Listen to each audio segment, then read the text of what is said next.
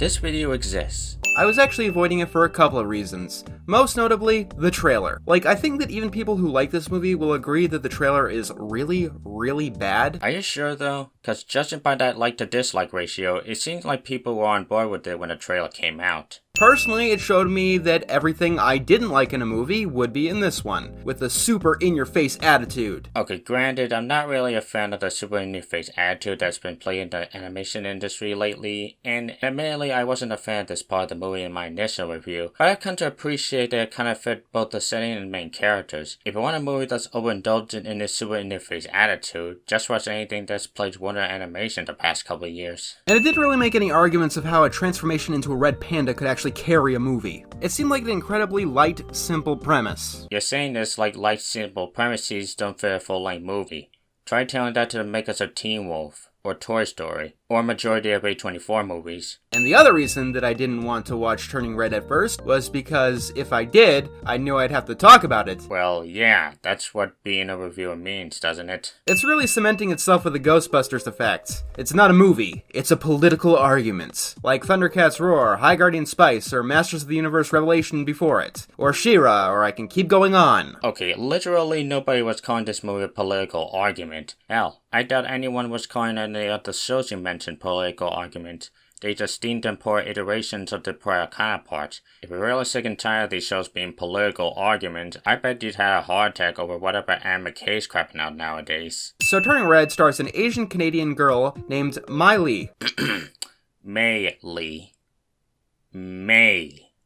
Leaving her a split second of footage before it cuts to the next shot. And need I remind you that this is a film about puberty, in which the problem is solved with twerking. No, the problem is solved with me and her mother reconciling by the end. Did you even see the movie you were viewing? Is it realistic to take a child's drawing of a crush, drag her down to a convenience store, and confront the person in said drawing in a store full of people? Especially if you are under the delusion that these things actually happened, despite one of the drawings being the boy as a merman. Is it really realistic to try and directly give menstrual pads to someone and not leave them with a nurse at school? Ming's behavior is too over the top. Actually, no, it's not. That's actually the problem. The problem is that it's realistic. It's something that could feasibly happen if you were one of the worst, most brain-dead people on Earth. I let this whole part play out for you to show you how completely contradicting this guy can really be. I mean, he goes up at this whole charade on Ming's behavior being unrealistic, but at the very end he says it's too realistic. It's almost like he doesn't know what he's talking about. But hey, what do you expect from the guy who claims that healthcare is not a human right? If you want to talk about realism, we need to talk about Encanto. This was a Disney film also about generational trauma, which seems to be the theme of the season. Mirabel's grandmother was guilty of pretty much the same things, being overly controlling, trying to keep her family in the perfect boxes that she imagined for them. Of course, Encanto didn't make me want to smash my computer because it was subtle. Subtle, huh? A musical fantasy where the premise derives from the house literally crumbling down as a result of the family's insecurities is all about its message.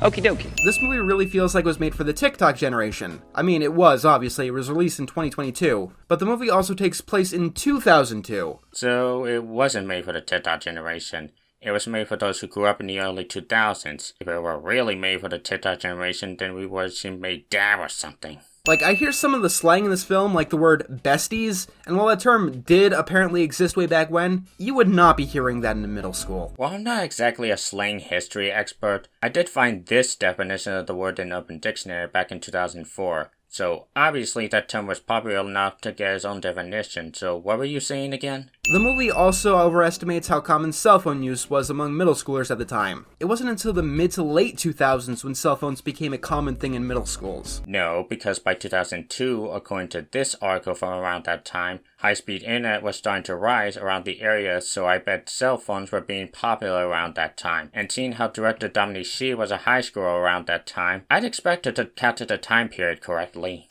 Also, you make the point that Polaroid went bankrupt a year before this movie was set. Guess it's a good thing these aren't Polaroid cameras, huh? The anime style also feels off due to the time period. While anime did exist in the West, obviously, besides Sailor Moon or Dragon Ball, Pokemon or Yu-Gi-Oh!, it was pretty niche until 2005. First off, stuff like Pokemon was popular in the early 2000s. Hell, around the time this movie takes place in, Disney was distributing a lot of Studio Ghibli films, so I say anime was far from niche. Speaking of which, by 2002, boy bands were on the way out. That is literally the year that Justin Timberlake went solo, effectively ending the craze for a decade. Well, obviously boy bands were popular as NSYNC and Backstreet Boys were still being listened to on the radio. Plus, this movie takes place in early 2002, while those two bands didn't break up until mid-2002. And since the Jonas Brothers rose to fame around 2005, it's apparent that the craze wasn't dormant for an entire decade. And that's partially because there's an elephant in the room that you do have to realize if you want to say, golly geez, let's set this film in 2002 for no reason. For no reason.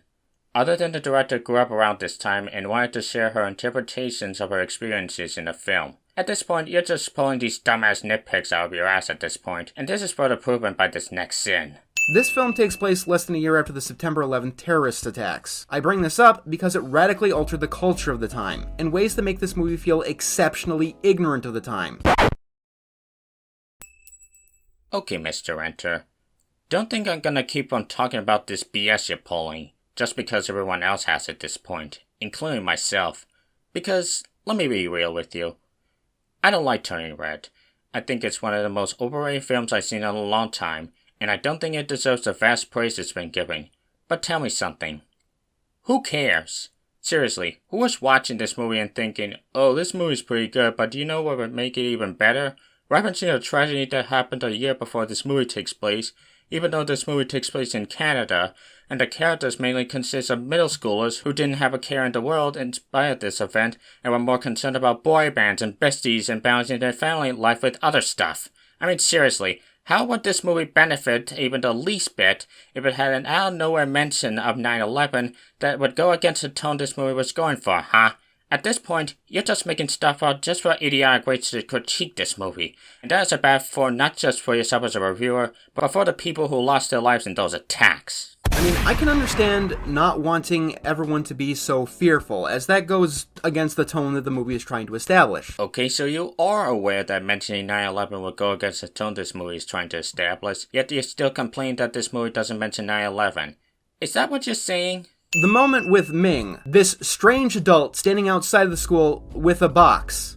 An adult that no one wants to account for, completely trying to obscure her appearance and getting attention of the kids in the school. In real world 2002, she wouldn't just be confronted by the school security guard, she would be tackled by the police and hauled in. It's almost like Ming is well known by the community and is obviously not carrying anything suspicious. There's also May's father, Jin. He says like 2 words throughout the entire film, and then towards the end he decides that he wants to be an actual character, out of nowhere. So it's a problem that my character is mostly in the background, except when he becomes relevant near the end. And this is something that I'm getting really tired of happening, by the way. I don't know whether to call it shock advertisement or an offshoot of rainbow capitalism, where Disney and its stands say that everyone has to go see X, Y, and Z film and absolutely love it because it's so daring, so brave. Okay, what exactly about the film's advertising is giving you the impression that it's trying to be daring and brave and not a personal story from the filmmakers?